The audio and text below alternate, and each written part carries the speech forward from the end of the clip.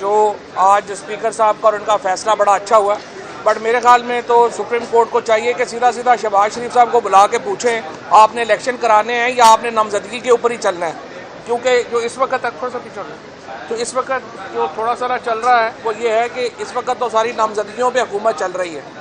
10 سال کے بچوں کو اٹھا کے انہوں نے مارا ہے، اور جوڈیشری کا بھی ہمارا حال ویسے اس وقت یہی ہے کہ جمعے کو ہم نے ہائی کورٹ میں اظہر مشوانی کی پٹیشن دائر کی ہے، وہ آج سوموار کو لگی ہے، 2 دن جج صاحب بھی نہیں ہے. مسئلہ یہ ہے کہ دیکھیں پاکستان کے نظام کو ٹھیک کرنے کی ضرورت ہے.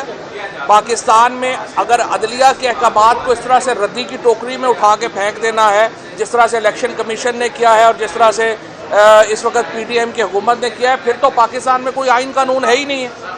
چیف جسٹس صاحب اپنے طور پہ کوشش کر رہے ہیں کہ ایک ماحول اچھا ہو اور اس میں الیکشن ہو سکیں، لیکن دیکھیں جہاں پہ آپ کا انٹیریئر منسٹر آ کے کہہ رہا ہے کہ جی ہمیں عمران خان جو ہے اس کے ہوتے ہوئے یا وہ رہے گا یا ہم رہیں گے، اور آپ اس کو انٹیریئر منسٹر پاکستان کا قتل کی دھمکیاں دے رہا ہے، وہاں کیا ماحول ٹھیک ہونا ہے؟ دیکھیں میں چیف صاحب سے اور سپریم کورٹ کو کہتا ہوں آئین کے اوپر ناک کی سیدھ میں چلیں.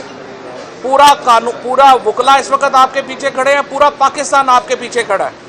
کوئی ہمیں جو ہے یہ رانا ثناء اللہ یا یہ جو دھمکیاں ہیں یہ پاکستان میں تحریک انصاف کو ڈیٹر نہیں کر سکتی.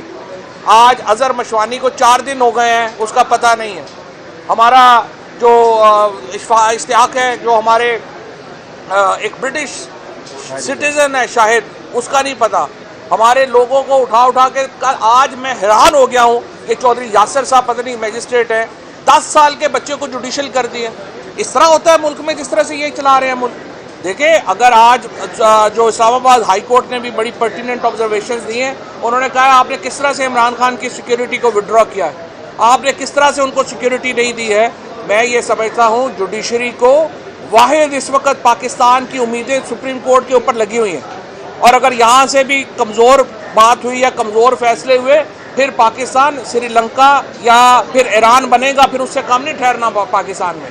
لہٰذا پورا پاکستان اس وقت سپریم کورٹ کو دیکھ رہا ہے. 29 تاریخ کو آل پاکستان لائرز کنونشن ہے، ہم اس کی پوری حمایت کرتے ہیں. پاکستان کے ججز اور وکیل وہ اس مہم میں اپنے آگے کھڑے ہوں، اور اگر آپ پاکستان کے آئین کو نہ بچا سکے تو پھر کچھ بھی نہیں بچ سکے گا. پاکستان کے آئین کو بچانا سپریم کورٹ کا پہلا فرض ہے اور پاکستان کے عوام کا پہلا فرض ہے، اور سپریم کورٹ اور پاکستان کے عوام انشاءاللہ پاکستان کے آئین کو بچائیں گے. Thank you.